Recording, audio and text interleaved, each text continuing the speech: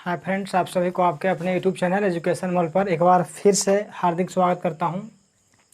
चलिए, यहाँ पे हम लोग पिछले क्लासेस में हम लोग पढ़ चुके थे एमिनो एसिड। क्या पढ़े थे? Amino acid. तो एमिनो एसिड का हम लोग क्लासिफिकेशन, उसका डिफिनेशन से लेकर के उसका क्लासिफिकेशन, हम लोग कार्बोहाइड्रेट का डिफिनेशन और उसका क्लासिफिकेशन हम लोग पूरी तरह से ख़त्म कर चुके हैं। और यहाँ पे हम लोग को प्रोटीन के बारे में पढ़ना है। किसके बारे में? प्रोटीन के बारे में। तो यहाँ पे हम लोग को प्रोटीन के बारे में पढ़ना है दोस्तों। तो हम लोग प्रोटीन के बारे में पढ़ना है, तो इसमें हल्का आप लोग एक टर्म आप लोग को जानना पड़ेगा। आपको पेप्टाइड बॉन्ड, क्या जानना पड़ेगा? Peptide bond. क्या लिखा गया है? Peptide bond. हम लोग को पढ़ना है किसके बारे में? प्रोटीन के बारे में। तो इसको जानने से पहले आपको जानना पड़ेगा पेप्टाइड बॉन्ड। क्या लिखा गया है? Peptide bond. तो यहाँ पे बड़ा आसान डिफिनेशन लिखा गया है। आप लोग अगर एक बार पढ़ लीजिएगा तो शायद आपको याद हो जाएगा। यहाँ पे लिखा गया है कि जब दो एमिनो एसिड आपस में मिलता है, जब दो एमिनो एसिड आपस में मिलता है तो इससे जिस बॉन्ड का निर्माण होता है, तो इससे जिस बॉन्ड का निर्माण होता है उसको हम लोग बोलते हैं पेप्टाइड बॉन्ड। क्या बोलेंगे? Peptide bond. कै गो एमिनो एसिड मिलेगा? दो एमिनो एसिड आपस में मिलेगा, तो इससे जिस बॉन्ड का निर्माण होता है उसी को हम लोग नाम देते हैं पेप्टाइड बॉन्ड। चलिए, हम लोग इसको एग्जाम बात समझ लेते हैं। एमिनो एसिड के बारे में आप लोग पुनः हमारे साथ बोलिएगा कम से कम। पहले बात तो आपको बताएं कि यहाँ पे क्या लिखेंगे। अरे बोल भैया, कार्बन लिखेंगे। उसके बाद यहाँ पे आप लोग को पता है कि लिखते हैं COOH। क्या लिखते हैं? COOH। तो COOH आप लोग लिखते हैं, तो ये तो तेरे को मालूम है ना भाई कि COOH जो होता है, COOH यहाँ पे आप लोग को शायद दिखाई पड़ रहा होगा।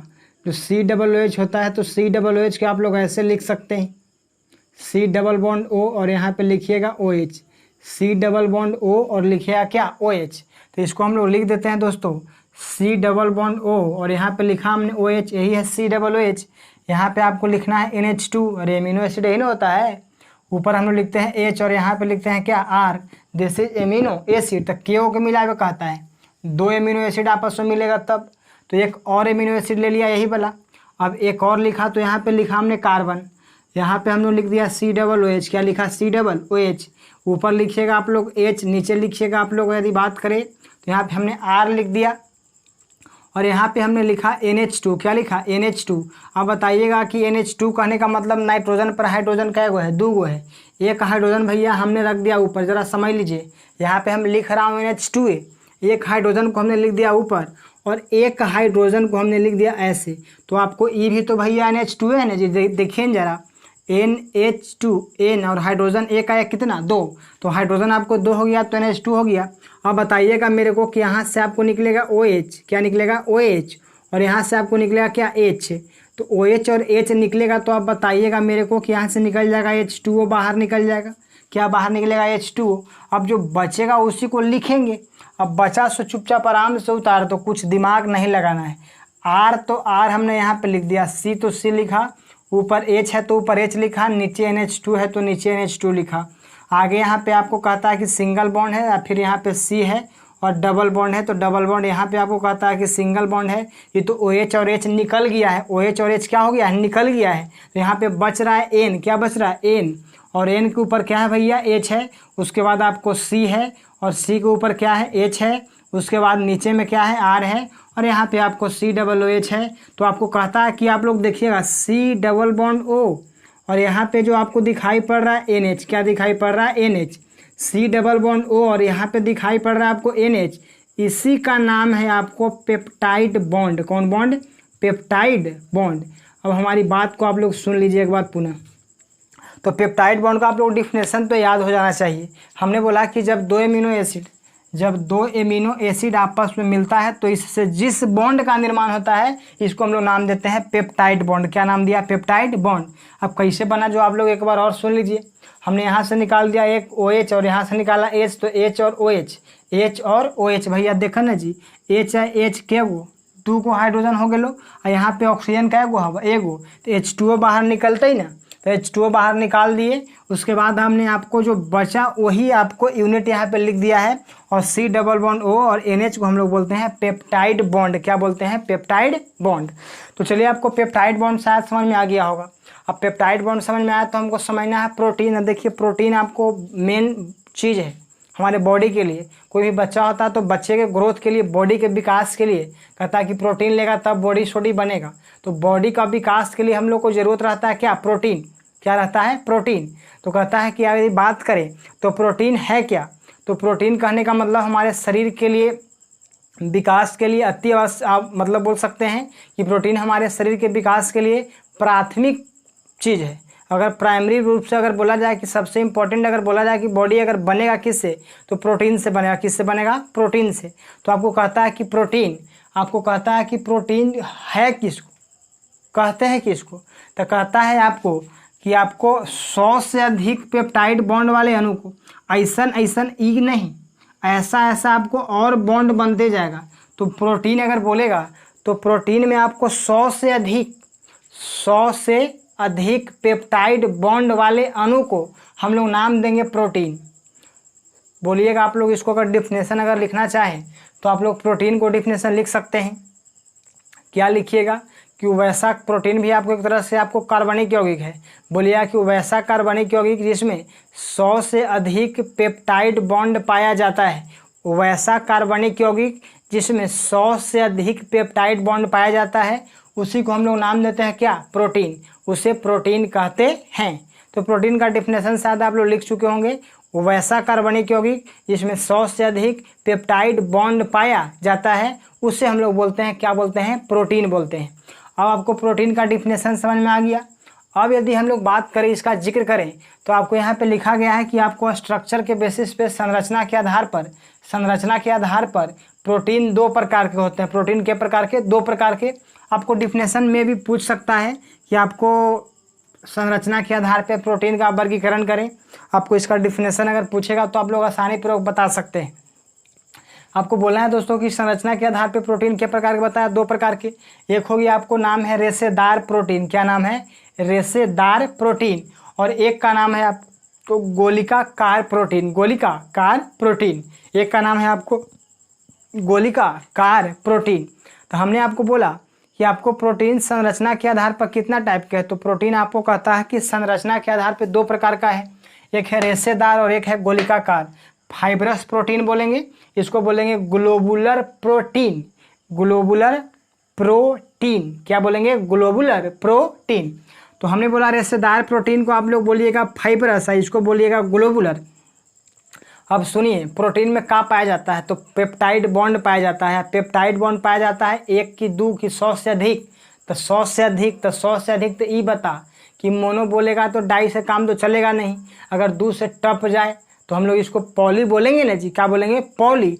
तो बोल सकते हैं कि पॉलीपेप्टाइड बॉन्ड पाया जाता है प्रोटीन में। आपको पाया जाता है पॉलीपेप्टाइड बॉन्ड, क्योंकि आपने बोला कि जिस कार्बनिक यौगिक में पेप्टाइड बॉन्ड की संख्या 100 से कुछ होता है, अधिक होता है, उसको आपने नाम दिया ना प्रोटीन।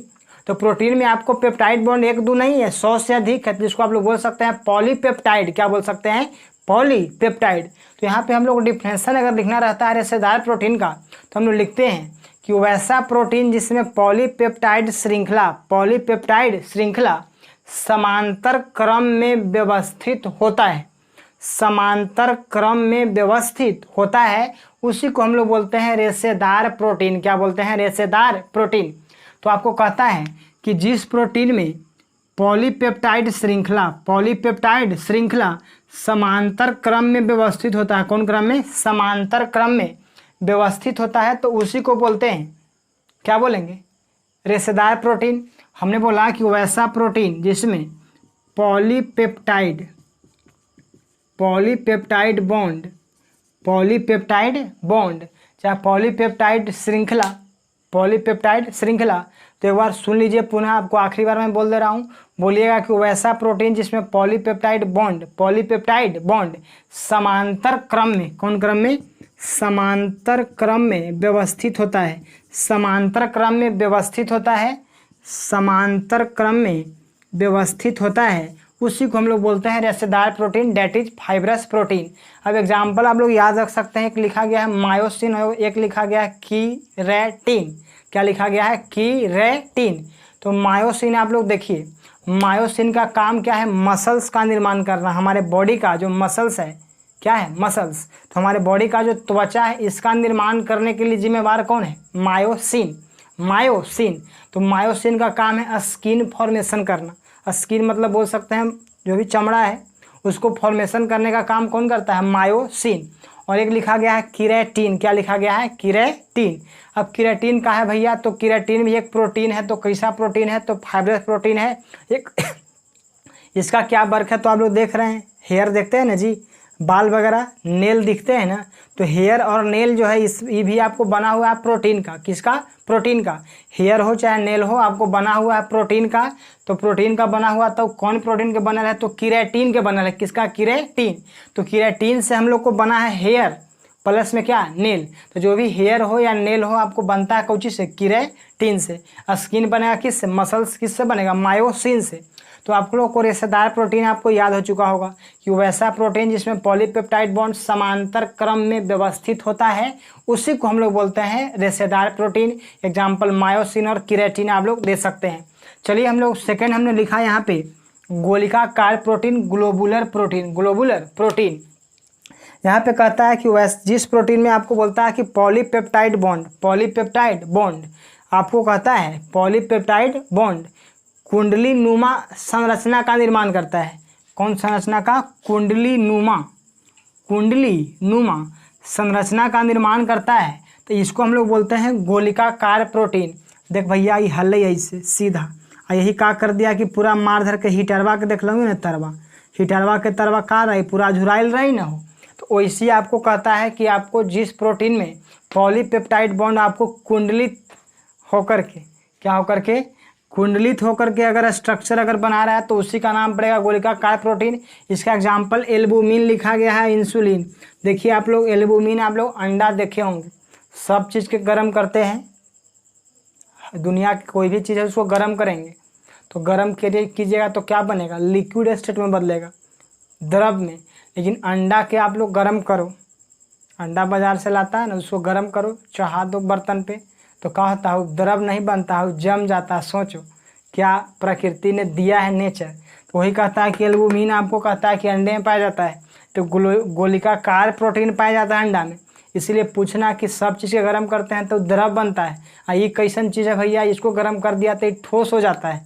देखें कि ना अंडा के, अंडा को बॉयल आप लोग कीजिए। अरे अंडा पहले रहा लिक्विड में ना हो, उसको गर्म आउ करेगा, बॉयल करेगा तो उसको और लिक्विड होना चाहिए। तो वो क्या होता है कि वो आपको क्या हो जाता है कि आपको ठोस बन जाता है। तो उसमें क्यों ठोस बनता है? तो उसमें जो प्रोटीन होता है वो और आपको क्या होता है कि आपको कुंडली नुमा संरचना बना लेता है। कौन नुमा? कुंडली नुमा। इसलिए वो आपको ठोस में बदल जाता है। तो एल्बुमिन आपको अंडा में पाया जाता है। इंसुलिन आपको ऐसे नाम सुनोगे भी एक प्रकार का क्या है? प्रोटीन है। तो चलिए इसको हमने डेफिनेशन आपको बोल दिया कि वैसा प्रोटीन, चाहे बोलेंगे कि जिस प्रोटीन में पॉलीपेप्टाइड बॉन्ड कुंडली नुमा आकार में पाया जाता है, बोलेंगे उसी को हम लोग गोलिकाकार प्रोटीन।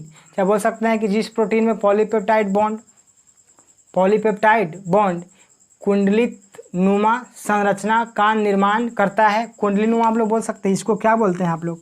कुंडलीय ना बोलिएगा जी, कुंडली नुमा संरचना का निर्माण करता है पॉलीपेप्टाइड बॉन्ड, तो उसी को बोलेंगे गोलिकाकार प्रोटीन। एग्जाम्पल हो जाएगा एल्बुमिन और इंसुलिन। तो चलिए हमने इसका भी एग्जाम्पल किया, इसका भी एग्जाम्पल किया, पेप्टाइड बॉन्ड भी देखा, प्रोटीन भी देखा।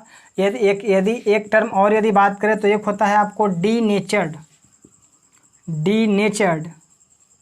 Protein, denatured protein. अब डीनेचर्ड प्रोटीन का है भैया, इसको ज़रा समझ लीजिए। इसको बोलते हैं हिंदी में विकृतीकृत प्रोटीन। क्या बोलेंगे? विकृतीकृत प्रोटीन। अब देखिए बड़ा आसान है, विकृति, इसको नाम है विकृति। इसका आकार में क्या कर दीजिए, कुछ गड़बड़ी कर दीजिएगा तो इसी को बोलेंगे विकृति। मतलब डी नेचर, इसका जो नेचर था उसका ओरिजिनल, उसको नेचर आपने कन्वर्ट कर दीजिए। तो कन्वर्ट आप लोग कर सकते हैं कैसे? आप लोग हीट कर दीजिए तो भी उसका नेचर बदल जाएगा। प्राकृतिक रूप से जो था उसका आपको नेचर बदल सकते हैं, या तो उसमें क्या कीजिए, उसका पीएच मान बदल दीजिए, उससे भी आप बदल सकता है उसका नेचर। तो कहता है कि जब प्राकृतिक प्रोटीन के ताप और पीएच मान में परिवर्तन करते हैं तो इससे जिस प्रोटीन का निर्माण होता है उसी को हम लोग बोलते हैं विकृतीकृत प्रोटीन। तो बोल सकते हैं कि जब प्रोटीन के ताप और पीएच मान में परिवर्तन करते हैं तो उससे उसका प्रकृति क्या होता है? बदल जाता है। उसी को हम लोग बोलते हैं डीनेचर्ड प्रोटीन। जैसे हमने बोला था आपको, अंडे को आपको गर्म करना, अंडे को जैसे दूध से क्या जमता है? दही जमता है। तो इस तरह से हम लोग बोल सकते हैं कि दूध से दही जमना और याद से बोल सकते हैं कि अंडे को क्या करता है, गर्म करता है। तो ये आपको डीनेचर्ड प्रोटीन का एग्जाम्पल है। इसको सुन लीजिए कि जब प्रोटीन के ताप या पीएच मान में परिवर्तन करते हैं तो इससे इसका प्रकृति बदल जाता है। इसी घटना को हम लोग बोलते हैं विकृतीकृत प्रोटीन। तो इस तरह से आपको प्रोटीन आप लोग याद रख सकते हैं दोस्तों। चलिए तो हम लोग क्या करते हैं कि आप लोग को प्रोटीन के पश्चात हम लोग को पढ़ना है विटामिन्स, पढ़ना है विटामिन्स। और यदि बात करें विटामिन्स के बाद हम लोग को पढ़ना है थोड़ा सा न्यूक्लिक एसिड। तो उसको हम लोग वर्क करेंगे नेक्स्ट वीडियो में दोस्तों। तब तक के लिए आप लोग take care, bye bye, thank you, धन्यवाद। आप लोग अपना पढ़ते रहिए, आप लोग पढ़ाई कीजिए। और जो भी हम लोग बोले थे कि आप लोग लिखिए ज़रा, और लिख करके आप लोग शेयर कीजिए कमेंट में। आप लोग अगर हो सके तो कमेंट वगैरह आप लोग कीजिए। वीडियो अगर हो सके तो लाइक भी कीजिए, अगर हो सके तो शेयर कीजिए। चैनल को सब्सक्राइब अगर करवावे के मूड बा तो करवाइए, अदरवाइज उसको छोड़ दी, ये आपके ऊपर है। चलिए ओके।